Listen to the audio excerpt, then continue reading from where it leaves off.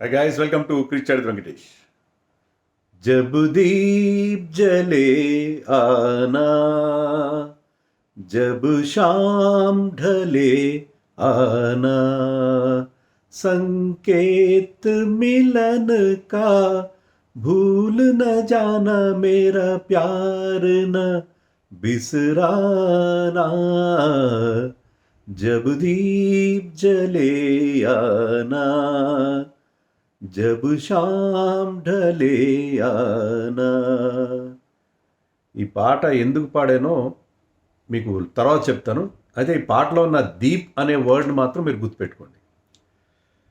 So leads test మనం ఓడిపోయాం, గెలవాల్సిన match ఓడిపోయాం, లేకపోతే draw చేసుకోవాల్సిన మ్యాచ్ ఓడిపోయాం అన్నాను. గెలవాల్సిన మ్యాచ్ అని నాకు నమ్మకం లేదు, ఎందుకంటే మన బౌలింగ్ అటాక్ అలా ఉంది.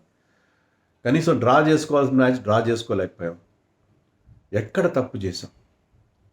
ఒకటి నాకేమనిపిస్తుందంటే, మనం అందరం కూడా పప్పులు కాలేసాం. ఒక చిన్న లాజిక్ మిస్ అయ్యాం. అదేంటంటే, ఎప్పుడైతే విరాట్ కోహ్లీ రిటైర్ అయ్యాడో, రోహిత్ శర్మ రిటైర్ అయ్యాడో, మన బెంగంతా బ్యాటింగ్ మీదే కనిపించింది. మనమంతా ఈ టూర్ అనగానే కరుణార్ ఎలా ఆడతాడు, జైస్వాల్ ఎలా ఆడతాడా, గిల్ రికార్డు కొప్పగలదు, గిల్ ఎలా ఆడతాడు, పంత్ మళ్ళీ పాత మ్యాజిక్ అందుకుంటాడా లేదా, రాహుల్ ఓపెనర్గా రాణిస్తాడా లేదా, ఇలా రకరకాలుగా మనం we concentrated all our energies on hour batting కదా. కానీ మన ప్రాబ్లం కేవలం బ్యాటింగ్లోనే లేదు, బౌలింగ్లో బ్యాటింగ్ కంటే ఎక్కువ ప్రాబ్లం ఉందన్న విషయాన్ని మీరు మర్చిపోయారు, నేను మర్చిపోయాను, గ్రేట్ ఎక్స్పర్ట్స్ మర్చిపోయారు. నేను చాలా వీడియోలో నేను కూడా ప్రస్తావించలేదు. I to agree, it was my mistake. But నేనేదో పెద్ద గ్రేట్ అని కాదు, నేనే కాదు, చాలామంది అందరూ కూడా మనం బ్యాటింగ్లో కోహ్లీ లేకపోతే ఎలాగా, ఇంగ్లాండ్ అయినా మనం సెనా కంట్రీస్లో ఎప్పుడు ఆడినా మన బ్యాటింగ్ అనేది ఫోకస్లో వస్తుంది. ఎందుకంటే బ్యాటింగ్ ఫెయిల్యూర్స్ మనవి చాలా హర్ట్ చేస్తూ ఉంటాయి. బౌలింగ్ బాగా చేస్తారు యాక్చువల్గా మన వాళ్ళు. సెనా కంట్రీస్లో మన ఫాస్ట్ బౌలర్స్ ఎప్పుడు మంచి బౌలింగ్ చేసేవారు. ఎందుకంటే ఇండియాలో ఇంత ఫ్లాట్ కండిషన్స్లో కూడా వాళ్ళు వికెట్లు వచ్చేలాగా వాళ్ళు స్కిల్స్ డెవలప్ చేసుకుంటారు. అవే స్కిల్స్ వాళ్ళకి రెస్పాన్సివ్ ట్రాక్స్ ఎక్కడైతే ఫాస్ట్ బౌలర్స్కి హెల్ప్ ఉంటుందో అక్కడ వాళ్ళకి బ్రహ్మాండం సక్సెస్ ఇస్తుంది. అందుకని పీపుల్ లైక్ భువనేశ్వర్ కుమార్, ఇషాంత్ శర్మ, గతంలో జహీర్ ఖాన్, వీళ్ళందరూ కూడా, ఇంకా ముందుకెళ్తే కపిల్ దేవ్ కానీ, వీళ్ళందరూ కూడా they enjoyed conditions in England, Australia, New Zealand, south Africa. ఎందుకంటే వాళ్ళకి ఇండియాలో దొరకని రివార్డ్స్ దొరుకుతాయి. ఇండియాలో ఒళ్ళు హోనం చేసుకున్న అన్ని ఓవర్లు వేసి వాళ్ళకి వికెట్స్ దొరకవు. కానీ అదే నెంబర్ ఆఫ్ ఓవర్స్ అక్కడేస్తే దానికి మంచి మంచి వికెట్లు దొరుకుతాయి. సో మనకి ఎప్పుడు కూడా బౌలింగ్ మీద ఫోకస్ లేదు, బ్యాటింగ్ మీద ఫోకస్ ఉంది. కానీ మనం మర్చిపోయిన విషయం, మనందరం కన్వీనియంట్గా మర్చిపోయిన విషయం ఏంటంటే, బ్యాటింగ్ కంటే మనకు బౌలింగ్లో ఎక్కువ ప్రాబ్లం ఉంది. మనం బుమ్రాని చూసి మురిసిపోయాం. సో బుమ్రా ఒక్కడే ఉంటే సరిపోతుందా? ఒక్కరితో మనకేం కాదు. అవతల ఎండ్లో కూడా ఆ ప్రెషర్ మెయింటైన్ చేయాలి. అది చేసే పరిస్థితి లేదు. Siraj is not the same bowler. అది ఆస్ట్రేలియాలో కూడా మనకు ప్రూవ్ అయింది. ఆస్ట్రేలియాలో Prasidh Krishna bowled well in Sydney test. ఆ బేసిస్ మీద బహుశా ఈ టెస్ట్ మ్యాచ్లోకి వచ్చాడు. కానీ బేసిక్గా మర్చిపోయింది ఏంటంటే, మన కోచ్ కానీ, బౌలింగ్ కోచ్ కానీ, హెడ్ కోచ్ కానీ వీళ్ళంతా మర్చిపోయింది అంటే, ఆస్ట్రేలియా కండిషన్స్ వేరే, ఇక్కడ కండిషన్స్ వేరే. సో ప్రసిద్ధిని తీసుకొని చాలా పెద్ద మిస్టేక్ చేశారు. షార్దూల్ గురించి ఏదో ఊహించుకున్నారు. షార్దూల్ కూడా మనకు ఫాల్స్ ఇంప్రెషన్ క్రియేట్ చేశారు. ముందు జరిగిన ఇంటర్ స్క్వాడ్ మ్యాచ్లో 4 వికెట్లు తీయడం, సెంచరీ చేయడం, ఇవన్నీ చూస్తే ఏంటంటే షార్దూల్ మనకి హార్దిక్ పాండ్యా లాంటి ఒక ఆల్రౌండర్గా వస్తాడు కదా అని మనం అనుకున్నాం. కానీ అలా కాలేదు కదా మనకి. సో అలాగే మనకి టీమ్ సెలెక్షన్ తప్పుగా ఉంది. అసలు బౌలర్స్ లేరు, మనకి లేని పరిస్థితి మనకు అనిపిస్తుంది. మనకి ప్రాబ్లం బౌలింగ్లో ఉంది. ఆస్ట్రేలియాలో కూడా మనకు ప్రూవ్ అయింది. ఆస్ట్రేలియాలో కూడా ఇదే ప్రూవ్ అయింది. ఆస్ట్రేలియాలో కూడా we could not contain Australian batsmen. అది మనం మర్చిపోతున్నాం. అక్కడ బ్యాటింగ్ ఫెయిల్ అయింది, బౌలింగ్ కూడా ఫెయిల్ అయింది.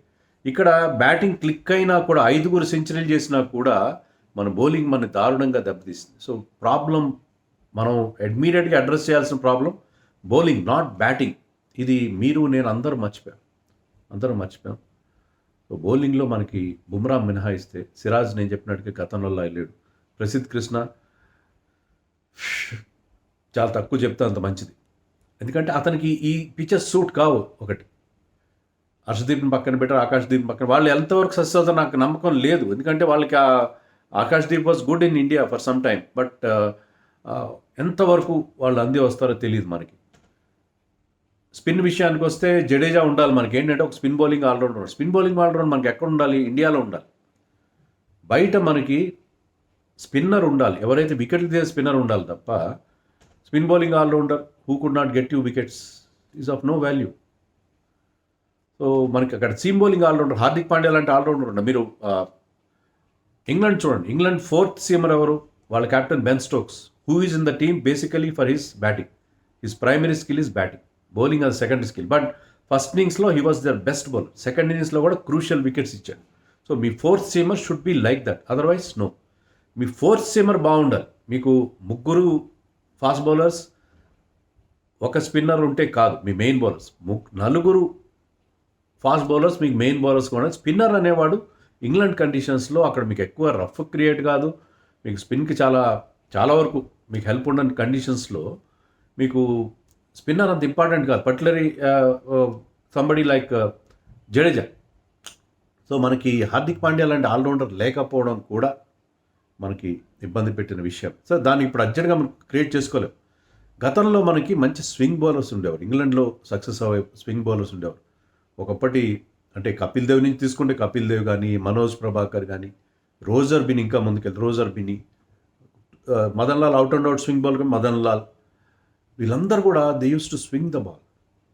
తర్వాత భువనేశ్వర్ కుమార్, ప్రవీణ్ కుమార్, వీళ్ళందరూ కూడా they know how to swing the ball. ఇప్పుడు ఐపీఎల్ వల్లనండి, లేకపోతే ఈ వైట్ బాల్ క్రికెట్కి ఎక్కువ ప్రామినెన్స్ రావడం వల్ల స్వింగ్ బౌలర్స్ వేరే చోట ఎలా ఉన్నా సరే, వేరే చోట కూడా తగ్గిపోయారు, ఇండియాలో ఆల్మోస్ట్ అదృశ్యం అయిపోయారు. ఎందుకంటే స్వింగ్ చేయడం కాదు, ఇప్పుడు మీరు ఆ హార్డ్ లెంత్ వేయాలి, ఐపీఎల్ లెంత్ వేయాలి. మీరు చూడండి, పుజారా లాంటి వాళ్ళు, లేకపోతే అభిమన్యీశ్వరన్ లాంటి వాళ్ళకి ఐపీఎల్ కాంట్రాక్ట్స్ రావు. కానీ ఒక మోస్తరు fast bowler who can play for India, who is done well in first class cricket, వాళ్ళందరూ ఐపీఎల్లోకి వచ్చేస్తారు. ఎందుకంటే Indian fast bowlers are in short supply. So ఐపీఎల్లో మీరు ఒక చెప్పుకోదగ్గ డొమెస్టిక్ ఫాస్ట్ బౌలర్ అయితే దులీప్ ట్రోఫీలో కానీ, లేకపోతే రంజీ ట్రోఫీలో కానీ, ముస్టాక్ అలీ, ఎక్కడైనా మీరు కొంచెం సక్సెస్ అయితే మీకు ఇమీడియట్గా ఐపీఎల్ కాంట్రాక్ట్ వస్తుంది. సో మీరు మీ ఫోకస్ అంతా ఎలా ఉంటుంది? ఐపీఎల్ టైప్ ఆఫ్ బౌలింగ్ మీద ఉంటుంది. సో మనకి చాలా మేజర్ డ్యామేజ్ జరుగుతుంది. ఏంటంటే టెస్ట్ మ్యాచ్ బౌలర్స్ అదృశ్యమైపోయారు.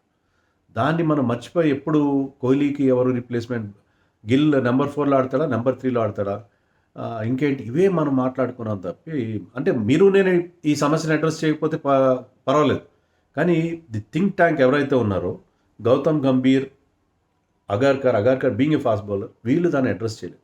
మన సెలక్షన్ కమిటీలో కూడా ఎక్కువ మంది ఫాస్ట్ బౌలర్స్ ఉన్నారు, కానీ వాళ్ళు ఈ ప్రాబ్లమ్ని ప్రాపర్గా అడ్రస్ చేయలేదు అని అనిపిస్తుంది. Why Mukesh Kumar was not in the team, why Harshit Rana has joined. Harshit Rana మరో ప్రసిద్ధ కృష్ణ కాదా? అతను కూడా హిట్టింగ్ ద డెక్ టైపే కదా. అతను కూడా ఏమైనా మీకు స్వింగ్ చేస్తాడా బాల్ని? ముఖేష్ కుమార్ కూడా out and out swing bowler కాదు, but he sticks to the basics. అక్కడ ఇంగ్లాండ్లో we have to stick to the basics, మీకు వికెట్లు వస్తాయి. అతను he can be more accurate than the bowlers we have seen. So Mukesh కుమార్ని గౌతమ్ గంభీర్ వచ్చిన తర్వాత కంప్లీట్గా పక్కన పెట్టేశారు. ఆస్ట్రేలియాకి తీసుకెళ్ళలేదు, ఇక్కడ తీసుకెళ్ళి. అంతకుముందు హీ వాజ్ రెగ్యులర్. చాలా తక్కువ గ్యాప్లో 3 ఫార్మాట్స్లో అతను ఇండియా డెబ్యూ చేశాడు. So he's been impressive, great bowler అన్న. But he's a good supporting role play చేసే బౌలర్. At least he can maintain that pressure. అలాంటి వాళ్ళని వదిలేసి మీరు, అండ్ ఇక్కడ ప్రసిద్ధ్ కృష్ణ సెలెక్షన్ మార్కెల్ వల్ల అంటున్నారు, మన bowling coach likes Prasidh Krishna, కానీ ఈ పిచ్చెస్ అతనికి సూట్ కావు కదా, అది హిట్టింగ్ ద టైప్ కదా. అతను ఆ వేస్తున్న లెంత్ ఈ పిచ్లకి ఏమాత్రం ఫుల్లర్ లెంత్ వేయాలి. ఎప్పుడైతే అతను ఫుల్లర్ లెంత్ షిఫ్ట్ అయ్యి అతను 2 వికెట్లు తీసాడో అప్పుడు హీ వాజ్ లుకింగ్ ఎఫెక్టివ్. కానీ అతనికి చేత కాదు, అతనికి he's not that type of ball, and he leaks so many runs. చాలా రన్స్ ఇస్తాడు. మనం గతంలో కూడా చూసాం టెస్ట్ మ్యాచ్లో హీ హాజ్ ప్రూవ్డ్ హిమ్సెల్ఫ్. ఆ సిడ్నీ టెస్ట్ మినహాయించి అతను పెద్దగా బౌలింగ్ చేసింది లేదు, కానీ ఎందుకంటే టీమ్ అతను గట్టిగా నమ్మారు. గౌతమ్ గంభీర్ రెజ్యూమ్లో ఏమవుతాడంటే అతను ఒక్కొక్క ప్లేయర్ని బ్యాక్ చేస్తాడు. He enjoys what Sanju Samson నేను T20లో ఓపెన్ చేయించాను, క్లిక్ అయ్యాడు చూసారా. వాషింగ్టన్ సుందర్ని తీసుకొచ్చి అశ్విన్ని తగ్గించి అశ్విన్ ఇంపార్టెన్స్ వాషింగ్టన్ సుందర్ తీసుకొచ్చాను, అతను ఇండియాలో మనకు బోల్డ్ అని వికెట్లు ఇచ్చాడు చూసారా.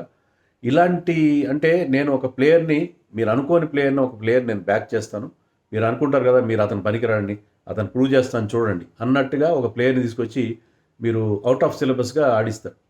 అతను క్లిక్ అయితే వాషింగ్టన్ సుందర్ ఇండియాలో క్లిక్ అయ్యాడు అగేన్స్ట్ న్యూజిలాండ్. దానివల్ల మనకి ఏం సిరీస్ మనం గెలవలేదు కదా, సిరీస్ ఓడిపోయాం మనం. సో ఇలాంటివి ఆస్ట్రేలియాలో వాషింగ్టన్ ఫెయిల్డ్. ఆస్ట్రేలియా మిగతా బౌలర్స్తో పాటు వాషింగ్టన్ కూడా ఫెయిల్ అయ్యాడు. మిగతా అందరితో పాటు అశ్విన్ ఫెయిల్ అయ్యాడు, జడేజా ఫెయిల్ అయ్యాడు, అందరు స్పిన్నర్స్ ఫెయిల్ అయ్యారు అక్కడ. సో మనకి సీరియస్ ప్రాబ్లం స్పిన్లో వాటిలో. తర్వాత నేను దీప్ అనేది ఎందుకు పెట్టుకున్నాను మిమ్మల్ని గుర్తుపెట్టుకోమన్నానంటే, ముగ్గురు దీప్లను మనం వదిలేసాం. ఆకాశ్దీప్, హర్షదీప్, కుల్దీప్. వీళ్ళు ముగ్గురులో ఏ ఇద్దరు కనుక ఉండుంటే situation would have been different. మరి గెలిచేస్తామని చెప్పను, డిఫరెంట్గా ఉండేది. కుల్దీప్ ముఖ్యంగా టెయిల్ ఎండర్స్ కానీ, హ్యారీ బ్రూక్ స్పిన్ బాగా ఆడని మనకు తెలుసు. జేమీ స్మిత్ కానీ ఇలాంటి వాళ్ళ మీద అతను ఎఫెక్టివ్గా ఉండేవాడు. టెయిల్ ఎండర్స్ మీద ఎఫెక్టివ్గా ఉండేవాడు. ఓక్స్ మీద, బ్రైడన్ కార్స్ మీద. సో అతను అక్కడ బ్రహ్మాండ హెల్ప్ ఉంటుందని నేను అనను. అతను డెఫినెట్గా మోర్ ఎఫెక్టివ్ ఉండేవాడు. అతను ఎలా అకామిడేట్ చేస్తారు? షార్దుల్ ఠాకూర్ని అదే మన హైండ్ సైట్లో మాట్లాడుతాం, చూసిన తర్వాత మాట్లాడుతున్నాం వేరే విషయం. ముందు నేను కూడా షార్దుల్ ఠాకూర్ ఉండాలని చెప్తున్నాను. మనకి అంటే అక్కడ ఉన్న వాళ్ళకి they should know Harshdeep can swing the ball. Akashdeep prove to be very good with the new ball. So Akashdeep కానీ హర్షదీప్ మీరు అతనికి ఈ ఫార్మాట్లో అంత experience didn't have miles in his legs అని మీరు అనుకుంటే go for Akashdeep has done well in test cricket. హర్షదీప్ని డెబ్యూ చేయించాలా, ఆకాశ్దీప్ని ఆడించాలనేది దట్ ఈస్ టీమ్. అంటే అప్పుడు బౌలర్స్ ఏమనుకుంటారంటే వాళ్ళు చూసి డిసైడ్ చేస్తారు, అప్పుడు ఎవరు రిధంలో ఉన్నారని చూస్తారు. సో అలాగే వాళ్ళిద్దరిని ఎవరు డిసైడ్ చేయండి. కుల్దీప్ని ఎలాగోలాగా మీరు అక్కడ జడేజాని డ్రాప్ చేసిన శార్దుల్ ఠాకూర్ ప్లేస్లో మీరు నితీష్ రెడ్డి తీసుకుంటే మీరు ఒక ఆల్రౌండర్ని తీసుకున్నట్టు, బ్యాటింగ్ ఆల్రౌండర్ని తీసుకున్నట్టే లెక్క కదా. అప్పుడు మీరు you can drop Jadeja and can pick up Kuldeep. ఎందుకంటే Nitish Reddy can bat at number 7. అప్పుడు నెంబర్ 7 నితీష్ రెడ్డి బ్యాటింగ్ చేస్తాడు. Kuldeep can bat at number 8. Kuldeep is decent batsmen. అలాగే Akashdeep also can bat. So ఆకాశ్దీప్ని తీసుకోండి. ఆకాశ్దీప్ విషయంలో మీరు ఎవరు బౌలింగ్ బాగా వేస్తారు? బౌలింగ్ చాలా ఇంపార్టెంట్ మనకి. సిరాజ్ కూడా డిసప్పాయింట్. సో ఆకాశ్దీప్ని తీసుకున్నా కూడా పర్వాలేదు. సిరాజ్కి రెస్ట్ ఇవ్వండి. చాలా ఈజ్ లుకింగ్ టైర్డ్. అతను జిప్ లేదు. ఇప్పుడు అతను he's bowling some good balls, but that zip is missing. Continuous intensity maintain చేయట్లేదు. సో ఈ పికప్ ఆల్ 3 దీప్స్ అయినా కూడా నాకు ఎలాంటి అభ్యంతరం లేదు. మనకి బౌలింగ్ కోచ్లు ఇప్పుడు గౌతమ్ గంభీర్ని అంటానంటే చాలామంది కోపాలు వస్తాయి, కానీ ఏం టీం తీసుకొచ్చి పెట్టుకున్నాడు అతను? Ryan ten Doeschate, what is contribution and what is Morne Morkel's contribution? Morne Morkel ఏ రకంగా ప్రూవ్ చేసుకున్నాడు మనకి? మీరు అంతకుముందు మన టీంలో ఉన్న భరత్ అరుణ్ బ్రహ్మాండం రిజల్ట్స్ ఇచ్చారు. సిరాజ్ని తయారు చేసిన భరత్ అరుణ్ ముందుగా హైదరాబాద్ టీంలో రంజీ టీం కోచ్గా ఉన్నప్పుడు సిరాజ్ని అతను బౌలింగ్ మెలకువలు నేర్పించాడు. అండ్ తర్వాత కూడా అతను continue. Bharat Arun is a very good bowling coach. అతను ఎప్పుడో పక్కన పెట్టేశారు మీరు. పెట్టేసి ఎక్కడి నుంచో మార్నింగ్ అంతకుముందేమో గౌతమ్ గంభీర్ అన్న వీడియోలు వస్తాయి, ఏం కోచ్లు అంటే బయట వాళ్ళే, ఫారిన్ వాళ్ళేనా, ఇండియన్ వాళ్ళు పనికిరారా అని చెప్పి అతను అప్పట్లో లెక్చర్లు ఇచ్చేసి ఇప్పుడు అందరూ ఫారిన్ వాళ్ళని తీసుకొచ్చి ఆయన పెట్టుకున్నాడు కదా. ఓ ఈ చాలా కంటిన్యూస్గా ఫెయిల్ అవుతున్నమాట టెస్ట్ క్రికెట్. ముఖ్యంగా ఈ మ్యాచ్లో, గెలవాల్సిన మ్యాచ్లో మనం ఓడిపోయాం. దానికి మన టెయిలెండర్స్ సరిగ్గా ఆడలేదా, లేకపోతే క్యాచ్లు వదిలేసామా? మరొకటి, అందరూ జైస్వాల్ని బ్లేమ్ చేస్తున్నారు, అతని విలన్గా మాట్లాడుతున్నారు. క్యాచ్లు వదులుతారు కొన్ని సందర్భాల్లో, ఎవరు కావాలని వదలరు కదా క్యాచ్లు. మరి అతను ఎందుకు మీరు స్లిప్ కార్డర్లోనే ఉంచుతున్నారు? మీ టీం మేనేజ్మెంట్ ఏం చేస్తున్నారు? ఒక ఆస్ట్రేలియాలో కూడా డ్రాప్ చేశాడు అతను, ఓకే ఇక్కడ డ్రాప్ చేస్తున్నాడు. మోస్ట్ ఆఫ్ ద టైం ఎందుకు అతన్ని స్లిప్ కార్డర్లో పెట్టారు మీరు? అతని మీద మీరు నమ్మకం లేకపోతే గతంలో కూడా డ్రాప్ చేశాడు కాబట్టి వేరే వాళ్ళని పెట్టండి, మీరు వేరే వాళ్ళని గ్రూమ్ చేయండి, ఈ keep him in the outfit. So అలా కాకుండా మీరు అది అతన్ని బ్లేమ్ చేస్తే ఎలా అవుతుంది? అతను ఎవరు కావాలని డ్రాప్ చేయరు. ఏదో ఈ ఓటమికి అనేక కారణాలు ఉన్నాయి. డ్రాప్ అయిన క్యాచ్లు కూడా దానికి ఒక్కడే జైస్వాల్కి కూడా విలన్ కాదు. ఆ యంగ్స్టర్కి కాన్ఫిడెన్స్ ఇవ్వండి. చాలా మంచి బ్యాట్స్మెన్, అతను మంచి భవిష్యత్తు ఉన్నవాడు, ఫ్యూచర్ ఆఫ్ ఇండియన్ క్రికెట్. అతన్ని అనవసరంగా ఈ ఓటమికి అతన్ని బాధ్యుని చేయడం కరెక్ట్ కాదు. ఎవరైతే పెద్దలు ఉన్నారో, డెసిషన్ మేకర్స్ ఉన్నారో వాళ్ళు బాధ్యులు అవుతారు తప్ప ఇలాంటి సాఫ్ట్ టార్గెట్స్ని దయచేసి మీరు దాన్ని మాట్లాడద్దండి. మీరు ఏమన్నా అనుకోండి, ఏదో నా బర్త్డే రోజున ఇలాంటి వీడియో చేయాల్సి వచ్చినా నాకు చాలా బాధగా ఉంది. ఈరోజు మంచిగా సక్సెస్ఫుల్ చేసుకుంటూ విక్టరీకి ఏమేమి కారణాలు ఉన్నాయి, ఇంకా మనం ఎలాంటి జాగ్రత్తలు తీసుకోవాలని మాట్లాడాలనుకున్నాం. కానీ బౌలింగ్లో మనకి సీరియస్ ప్రాబ్లం ఉంది. దీన్ని అంటే మీరు మొదటి నుంచి టెస్ట్ బౌలర్స్ని మీరు మొదటి నుంచి ఐడెంటిఫై చేసి గ్రూమ్ చేసుకోకపోతే మీరు టెస్ట్ క్రికెట్లో సరే మీకు మంచి బ్యాట్స్మెన్ ఉన్నారు, రిషబ్ పంత్ ఉన్నాడు, శుభ్మన్ గిల్ ఉన్నాడు, జైస్వాల్ ఉన్నాడు, రాహుల్ ఉన్నాడు, మాకు ఏమి ఇబ్బంది లేదు అనుకుంటే లాభం లేదు. Bowlers have to take 20 wickets, otherwise you cannot win test matches. Test మ్యాచ్లు డ్రా అవ్వట్లేదు. డ్రా అవ్వనప్పుడు మీరు 400 చేసినా 500 చేసినా యూ హ్యావ్ నో ఇన్సూరెన్స్. అప్పుడు 450 చేస్తే ఇన్సూరెన్స్ ఉండేది. ఇప్పుడు ఆ ఇన్సూరెన్స్ లేదు. 450 cannot win you or save you the match.